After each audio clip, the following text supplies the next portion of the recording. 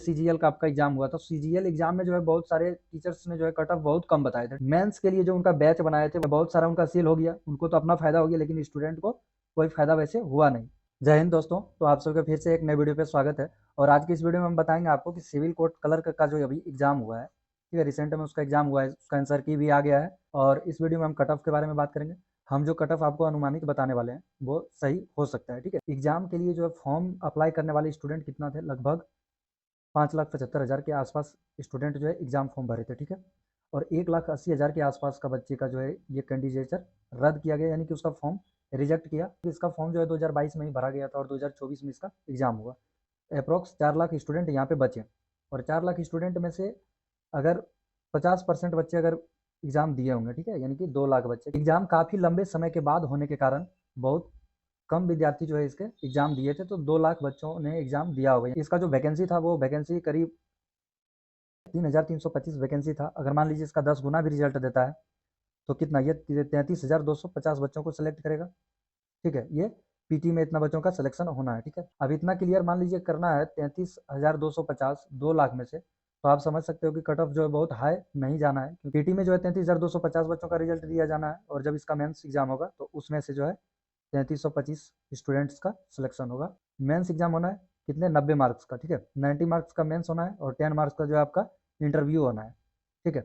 तो ये आपका 90 और ये 10, यानी कि कुल मिला के कितने हो गए, 100 मार्क्स के अभी अभी एग्जाम आपके बचे हैं, और इसी पे जो है आपका फाइनल मेरिट बनेगा, ठीक है। अगर कट ऑफ की बात करें तो सबसे पहले तो इसका हम जो कैटेगरी आपको यहाँ पे साइड में लिख लेते हैं कि किस कैटेगरी का क्या रहने वाला है। तो सबसे पहले हम कैटेगरी लिख लेंगे, ठीक है। और कैटेगरी देखिए, यहाँ पे इतने सारा कैटेगरी होते हैं, ये आप सभी को अच्छे से पता होगा, ठीक है। और ये कैटेगरी में अब हम मेल कैंडिडेट के लिए अलग कर दिए हैं और फीमेल के लिए अलग कर दिए हैं। अगर यूआर कैटेगरी के स्टूडेंट का हम अगर कट ऑफ की बात करें तो यहाँ पे जो है 65 से 70 के बीच में रहने वाला, ठीक है। क्योंकि आप पिछले भी कट ऑफ देख सकते हो, जो भी इनका पीछे एग्जाम हुआ है और उसमें कितने बच्चों ने एग्जाम दिया और कितना वैकेंसी था, उस हिसाब से जो है कट ऑफ डिसाइड होता है, ठीक है। तो यहाँ पे यूआर कैटेगरी के मेल कैंडिडेट जो रहेंगे वो 65-70 के बीच इसका कट ऑफ जा सकता है। फीमेल कैंडिडेट का जो होगा 56 से 60 के बीच में जा सकता है, ठीक है। और ईडब्ल्यूएस का अगर बात करें तो इसका ईडब्ल्यूएस का जो कैंडिडेट होगा उसका 61 से लेकर 65 के बीच में हो सकता है मेल कैंडिडेट का, ठीक है। और फीमेल कैंडिडेट का जो होगा 52 से लेके 57, यानी कि 52 से 57 के बीच में हो सकता है फीमेल कैंडिडेट का। और बीसी जो कैटेगरी होगा, बीसी कैटेगरी का बच्चों का जो है, इसमें यहाँ पे अगर देखा जाए तो 62 से लेके 67 के बीच में ये बीसी कैटेगरी का होगा, ठीक है, मेल का हो सकता है। और फीमेल का इसमें क्या होने वाला है, 55 से लेके, ठीक है, इसमें 55 से लेके 58 के बीच में, यानी 55 से 58 के बीच में फीमेल का हो सकता है, ठीक है। और ईबीसी कैटेगरी जो होंगे उसमें ईबीसी का अगर देखा जाए तो 56 से लेके 60 के बीच में इसका हो सकता है, ठीक। मेल कैंडिडेट का इसमें क्या हो सकता है, 47 से लेके 51 तक। एससी कैटेगरी का जो है 47 से लेके 51 तक जा सकता है मेल कैंडिडेट का, और फीमेल कैंडिडेट का कितना जाएगा, 44 से लेके 47 तक। एसटी में अगर मेल कैंडिडेट है तो मेल कैंडिडेट का कितना जाएगा, 49 से लेके 51 या फिर 52 कह सकते हैं, ठीक है, इतना इसका जा सकता है। और फीमेल कैंडिडेट जो होगा, फीमेल कैंडिडेट का 41 से लेके 45 तक जाएगा। तो ये कट ऑफ इसका हो सकता है, ठीक है। आप लोग ध्यान से देख लीजिए इसको। अगर आप यूआर कैटेगरी के हैं तो मेल कैंडिडेट का इतना रहेगा और फीमेल इधर है, ठीक है।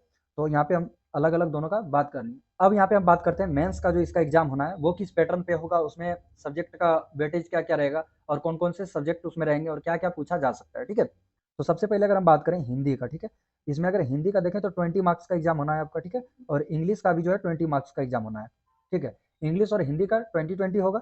जीके और करंट, ठीक है, जीके और करंट का जो है आपका यहाँ पे 15 मार्क्स का होगा, ठीक है। और कंप्यूटर से जो आपको पूछा जाएगा वो कंप्यूटर से भी आपको 15 मार्क्स का पूछा जाएगा। अब रह गया मैथ, ठीक है, मैथ आपका 10 मार्क्स का और रीजनिंग भी आपका 10 मार्क्स का। हिंदी और इंग्लिश डिस्क्रिप्टिव भी आपको लिखने के लिए भी आएगा और कुछ ऑब्जेक्टिव भी हो सकता है, ठीक है। लेकिन मैथ और रीजनिंग का अगर देखा जाए तो मैथ और रीजनिंग का ये ऑब्जेक्टिव भी आने का चांस है। इंग्लिश हिंदी से लेटर पूछा जाना है, ठीक है, ऐसे, उसके बाद प्रेसिस पूछा जाएगा, ठीक है, कॉम्प्रिहेंशन पूछा जाएगा,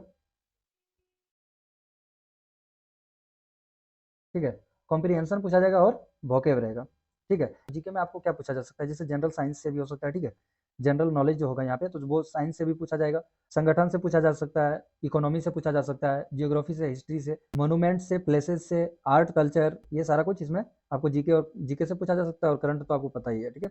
और ये कंप्यूटर में आपको क्या पूछा जाएगा, बेसिक कंप्यूटर पूछा जाएगा, ठीक है, बेसिक कंप्यूटर, कंप्यूटर का हिस्ट्री हुआ, स्टोरेज जो होता है, पार्ट्स ऑफ कंप्यूटर, मतलब जो है उसका कंप्यूटर का कंपोनेंट जो होता है वो सारा चीज़, और ये मेमोरीज से रिलेटेड सारा क्वेश्चन भी आ सकता है। और एमएस ऑफिस जो होगा आपका, इसमें एमएस ऑफिस से सारा मतलब बहुत सारा क्वेश्चन हो सकता है, ठीक है।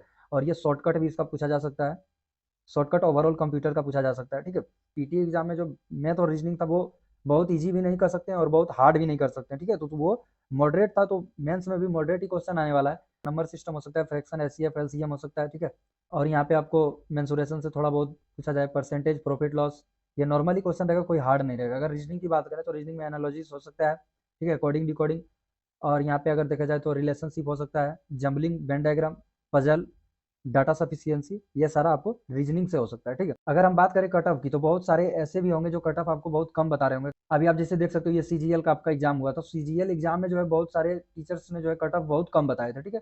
कट ऑफ कम बता के जो है वो अपना मेंस के लिए जो उनका बैच बनाए थे, वो सारा बैच का बहुत बेचे, ठीक है। बहुत सारा उनका सेल हो गया, उनको तो अपना फायदा हो गया, लेकिन स्टूडेंट को कोई फायदा वैसे हुआ नहीं। बहुत कम करके अगर कट ऑफ बताए तो आपको वो भी नहीं लेना है, और बहुत अगर हाई करके बताए तो वो भी आपको नहीं मानना है, ठीक है। उम्मीद करता हूँ वीडियो पसंद आई हो तो वीडियो को लाइक कीजिएगा, चैनल को सब्सक्राइब कीजिएगा, और इस चैनल पे आपको इसी तरह का अपडेट मिलते रहे, उसके लिए आप बेल आइकन प्रेस करके नोटिफिकेशन का ऑल पे सेलेक्ट कर दीजिएगा।